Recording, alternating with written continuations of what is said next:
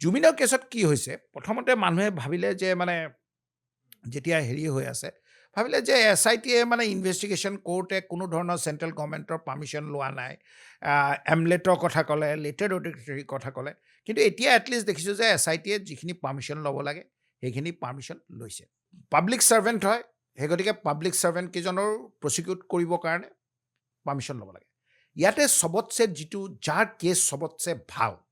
সেই দুজনৰ প্ৰথম মই আপোনালোকক কইন কৈছে ইয়াতে চবতছে কেছ ভাল হ'ল এই পুলিচ কনষ্টেবল কেইজনৰ তেখেতলোকৰ মানে একচেপ্ট জুবিনে পইচা দিয়া আৰু তেওঁলোকে সেইটো মিছ এপ্ৰপ্ৰিয়েট কৰা মানে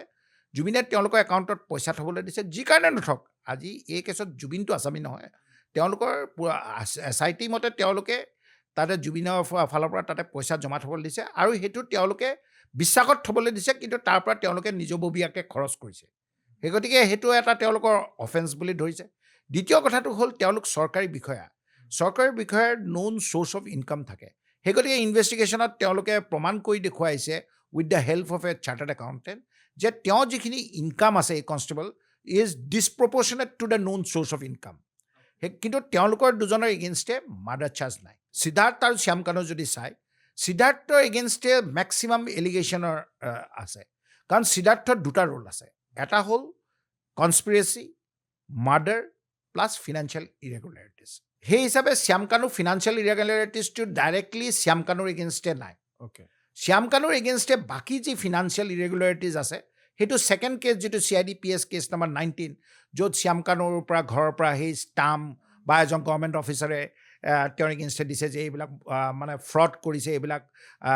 আচল চিল নহয় সেইটো এটা বেলেগ এংগল সেইটো বেলেগ কেছ ইয়াতো সেইবিলাক ৰেফাৰ কৰিছে কিন্তু ইনভেষ্টিগেটিং অথৰিটিয়ে কৈছে যে এইটো সেইটো কেছৰ কিন্তু মই একিউজজন যে কেনেকুৱা মানুহ আছিল তেওঁক দেখুৱাবৰ কাৰণে এইখিনি বস্তু মই দেখুৱাইছোঁ এতিয়া কনস্পিৰেচি আজি ধৰক আমি ইয়াতে ৰুমটোত দুজনতকৈ অধিক মানুহ লাগিব এটা কনস্পিৰেচি কৰিবলৈ আমি আজি ইয়াতে ধৰক 10জন মানুহ আমি 5জন মানুহ বহি আছোঁ এজনে আমি ইয়াতে প্লেন কৰিলোঁ যে আজি আমি এমাহৰ পিছত ফাঁচী বজাৰত আমি ইয়াতে বেংক ডকাইতি কৰিম কোনোবাই আমাৰ ফাঁচী বজাৰৰ পৰা গেট মানে গাড়ীখন লৈ পলোৱাটো গাড়ীখন ঠিক কৰিলে কোনোবাই গৈ পেলাই বাংলাদেশৰ পৰা দুটা বন্দুক লৈ আনিলে কোনোবাই বেংকৰ বাহিৰত ৰৈ পেলাই চাই আছে পুলিচ আহিব নাহিব বেংকৰ ভিতৰত ডকাইত কৰিবলৈ মাত্ৰ ধৰক 2জন মানুহে গ'ল পইচা ল'লে হেৰি কৰিলে টানা জোৰা লাগোতে দিলে নহয় তাক গুলি মাৰি সিটো মৰি থাকিলে বাকীকেইজন মানুহেতো মাৰা নাছিল কিন্তু ক্ৰিমিনেল কনস্পিৰেচিত কি হয় যদিও নামাৰে প্ৰত্যেকজন মানুহে কিন্তু যোনে এই কনস্পিৰেচিত ইনভলভ আছে চবকে এই মাৰ্ডাৰৰ যিটো পানিছমেণ্ট সেইটো দিবলৈ কোৰ্টে বাধ্য আৰু মাৰ্ডাৰ আৰু culpable homicide not এমাউণ্টিং two murder ডিফাৰেঞ্চটো হ'ল যে মাৰ্ডাৰত কোৰ্টে দুটাই অপশ্যন আছে আইডাৰ পানিছমেণ্ট ডেথ চেণ্টেন্স যিটো এইটো কেছত হোৱা সম্ভাৱনা অতি কম লাইফ ইমপ্ৰিজনমেণ্ট হ'ব নে নহ'ব সেইটো সময়ে ক'ব দীৰ্ঘদিনীয়া এটা ন্যায় প্ৰক্ৰিয়াৰ পিছত যথেষ্ট ধৈৰ্য লাগিব তাৰপিছত সেইটো হ'ব নে নহ'ব সন্দীপন গৰ্গৰ এগেইনষ্টে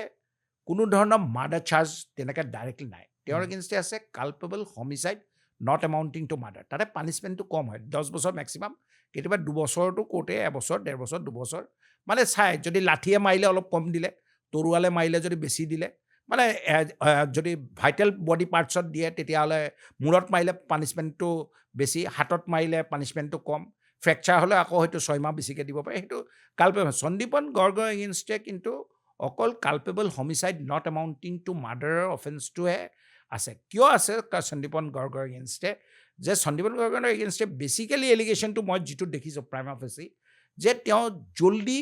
মানে পানীত হয়তো জাপ মাৰিলে ভায়েক হিচাপে হয়তো জুবিন গাৰ্গ বাচিলেহেঁতেন সেইটোৱে মই দেখিছোঁ তাৰ বাহিৰে তেওঁৰ মানে ভাতৃ হিচাপে যিখিনি তেওঁৰ দায়িত্ব কৰিব লাগিছিল সেইখিনি তেওঁ হয়তো নকৰিলে এতিয়া সেইটো SITয়ে ডুৰিং ইনভেষ্টিগেশ্যন কেনেকৈ প্ৰমাণ কৰিব যে culpable homicide not এমাউণ্টিং two murder হ'ব নে নহ'ব বা এনেকুৱা হ'ব পাৰে যিটো মানে এজন যেতিয়া সন্দীপন গৰ্গৰ নিচিনা যেনেকুৱা একিউজ থাকে তেওঁলোকক কেতিয়াবা প্ৰচিকিউশ্যন মানে ষ্টেটে তেওঁক এপ্ৰুভাৰ হিচাপে ওলায় ষ্টেট উইটনেছ এপ্ৰুভাৰ ল'লে কাইলৈ যদি সন্দীপন গৰ্গে আহি পেলাই আদালতত যেতিয়া সাক্ষ্যদান দিব বা উইটনেছ হিচাপে খাৰা হ'ব যদি মই একদম ধোঁৱা তুলসী পাত মই যে মোৰ গাত কোনো ধৰণৰ দুখ নাই ডেটছ কোৰ্টে তেওঁৰ কথা কেতিয়াও বিশ্বাস নকৰে তেওঁক ক'ব লাগিব যে মই জাপ দিলে হয়তো বাছি লৈছোঁ, কিছু ৰেছপনচিবিলিটি তেওঁ লৈ ল'ব লাগিব একুইজেশ্যন। কমপ্লিটলি যদি নিৰ্দোষী বুলি তেওঁ নিজকে মানে সাজিবলৈ যায় আৰু বাকীকেইজনক ফচাবৰ কাৰণে তেওঁ যদি ষ্টেটমেণ্টবিলাক দিয়ে, তেনেকুৱা ধৰণৰ এপ্ৰুভাৰ ষ্টেটমেণ্টবিলাক কোৰ্টে খুব গুৰুত্ব নিদিয়ে আনলেছ যদি কৰবৰেশ্যন নাথাকে। কাৰণ approver is the most untrustworthy of friend. আজি গোটেইবিলাকে একেলগে কৈছে বিপদত পৰাৰ কাৰণে সি বাচিবৰ কাৰণে বেলেগক দিছে। He is always A suspect. তেওঁৰ ষ্টেটমেণ্টটো আনলেছ কৰবৰেশ্যন নাথাকে বা বেলেগ এভিডেঞ্চে ছাপৰ্ট নকৰে, তেতিয়ালৈকে ধৰক এইবিলাক কৰিব নোৱাৰে। শেখৰ গোস্বামী এগেইনষ্টটো criminal breach of trust. Criminal breach of trust মানে তেওঁক কিবা এটা থবল দিছে, কিবা এটা কৈছে, তেওঁৰ নামটো লৈ পেলাই মিছ ইউজ কৰিছে,